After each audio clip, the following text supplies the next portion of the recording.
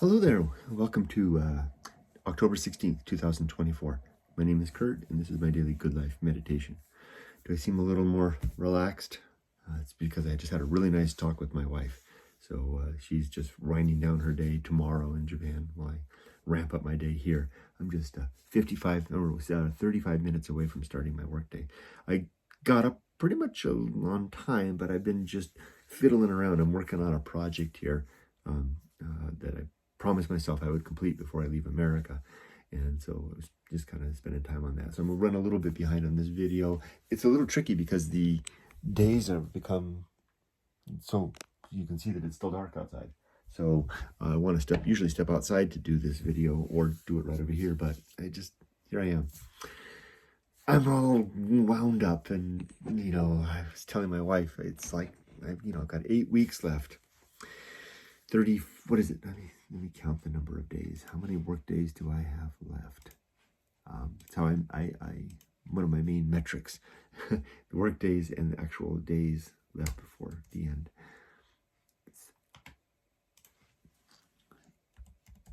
37 work days left. And then the week after that I finish that, hopefully that's the week I leave. I've given myself till Friday to be in a somewhat, what's the word? Statious? Is that a word?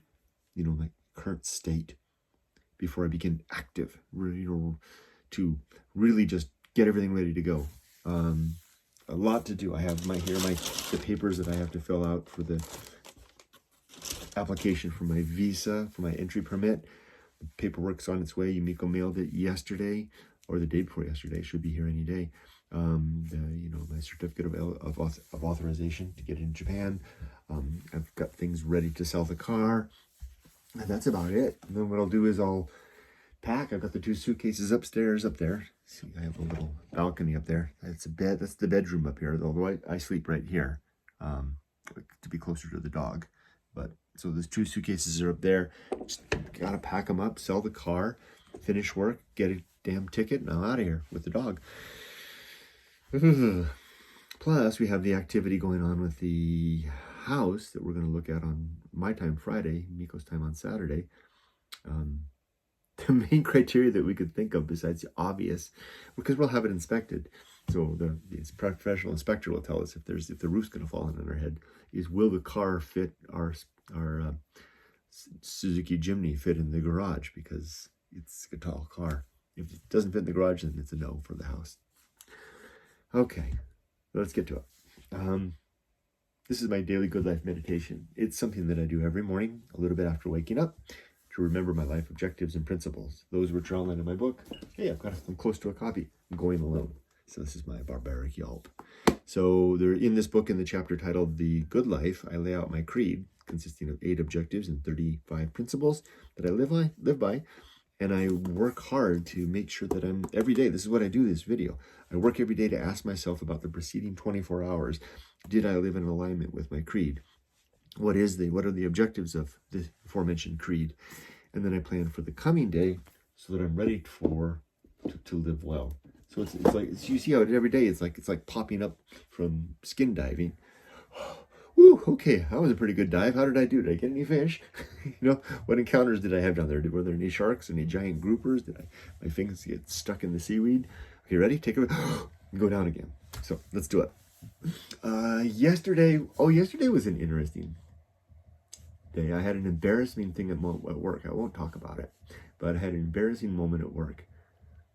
And in the moment that it was happening, I realized there wasn't anything I could do about it.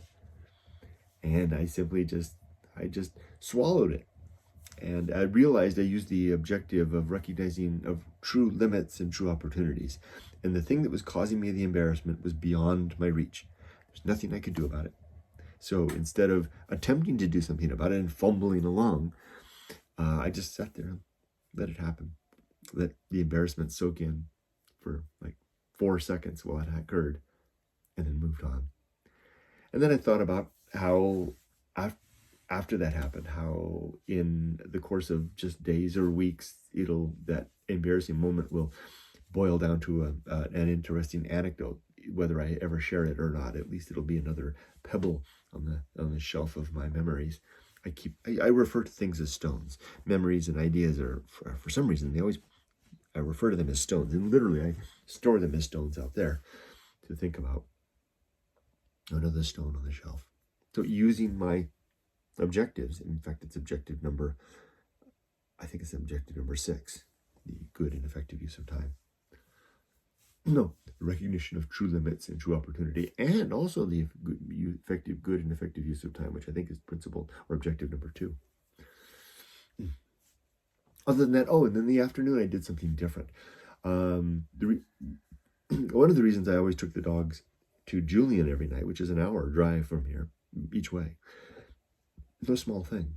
Pleasant drive through the mountains and desert, and it's really nice. We always roll the windows down, the atmosphere, and the dog, and enjoy the drive. One of the reasons I was doing it all summer was because it was so darn hot, and Julian High. It's the same elevation, but it's cooler up there. It feels like, and in the evening it feels cooler. And also the dogs could socialize. Especially that was important with black dog Ollie. White dog Rudy doesn't care so much about that. So yesterday was the first day. It was cool enough at the end of the day when I finished work at 4 p.m. that instead of going to Julian, we just went for a hike into the desert. We walked a long ways into the desert, into the real desert, right? I'm right on the edge of the Anza-Borrego Desert, so we went out there. We had the nicest time, little Rudy and I. He's just a little long-haired Chihuahua, so I picked him up and carried him at the troubled spaces, because we got off the trail and went off bushwhacking to a summit that had a big flat rock at the top, and we went up and sat up there and watched the crows, doing their crow thing in the evening as they were playing. Actually, it was interesting to see, keeping our eyes out for coyote hunting in the weeds. It was nice. I think we'll be doing that now, maybe reducing our trips to Julian, although maybe I should use a little socializing. I think that I haven't realized how a little bit, mad isn't the right way, crazy isn't the right word, how a little I've embraced this solitude in a way, and I've gone deeper into it than I may be aware. Talking to my wife helped me to realize that, seeing how I could see in the reflection of her eyes that she's living a social life and I'm living a life of utter solitude. Now, she and I know this. We've done this before. It's including the solitude part for my part. So it's not an issue. It's just that it's like unpacking when I get back to Japan and get back together with her. I have to take off the adventure's over. That's something that I'm very used to and very practiced with Yumiko, is that when the adventure is over, the personal adventure, I take off my gear, I remove my adventure clothes, and I put on, like Mr. Rogers, my indoor shoes, and I become the spouse again. And I just recognize the familiar situation of going alone and what it does. Now, for me, if you've read my book or you know anything about me, the going alone part is the adventure. The most important part is the coming back. So it's not an issue for me. Coming back is more important than the going alone.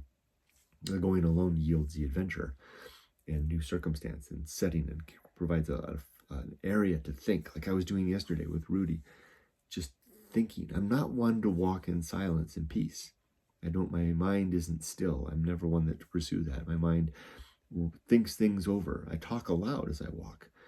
Now I'm talking to the dog, because I'll hold him in my arm as we go through the rough patch, and I'll talk to him, and he looks up at me with his little eyes, and I'll talk to him about my ideas. I think aloud. That's my tagline. I like to walk and think. Okay, enough about yesterday. It was a good day. A little bit challenging, but not big.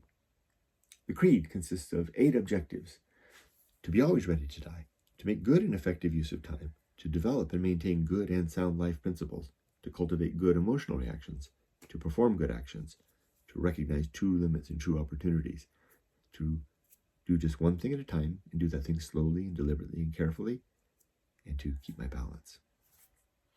As for today, it's a day of work. How many meetings do I have? Wow, it's all right here. I can just take a look. I have a lot of meetings, but nothing. A lot of meetings. 1, 2, 3, 4, 5, 6 meetings. But like I told my wife, I'm not really needed. Lately I just turn the camera off, mute the mic, and sit. They don't need me anymore. I'm 8 weeks out and I'm not needed. And I'm leaning into it. I told Yumiko on the phone just now, I said, I'm having a little bit of a hard time with the idea of not having work. And she said, Kurt, but having a house that we can then begin, doing remodeling and reform is going to be great. That'll give us something to do with the time. And I said, yeah, you're right. So then we talked about setting up the back, because this house that we're looking at, if we get it, has a big old shed in them. It's not a shed, it's a warehouse in the back. And we could set that up as a wood shop and begin buying old, Taisho era, Meiji era, early Showa era furniture for our house, and do the refurbishings on the house, whatever needs to be done. And maybe hire contractors if we need a new bathroom and kitchen, to have them do that. So yeah, thank you, Yumiko. You got me excited about that. So the first meeting, nothing for me to do. Second meeting, nothing for me to do. Third meeting, nothing for me to do. Fourth meeting, that's going to be an interesting one, because the guy that did it retired last week. I don't know if there's anybody that could do it. That one I got to attend, because I need to see how the organization proceeds without us, right? Because it's going to be me soon. That guy's gone.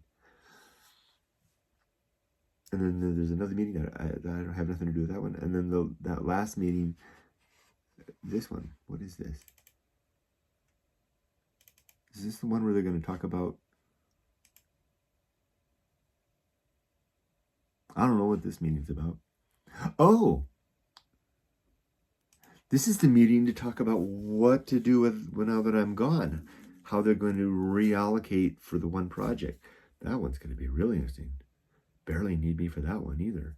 Talking about the guy to leave, me, and how they're going to do for one particular project and what they're going to do. This is going to be an interesting day.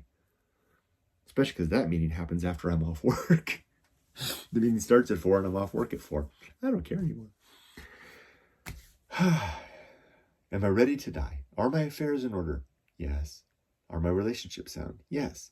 Is my life's work complete? Yes. It's all gravy from this point forward. I wish you all the best. Be safe, but not too safe. Take care.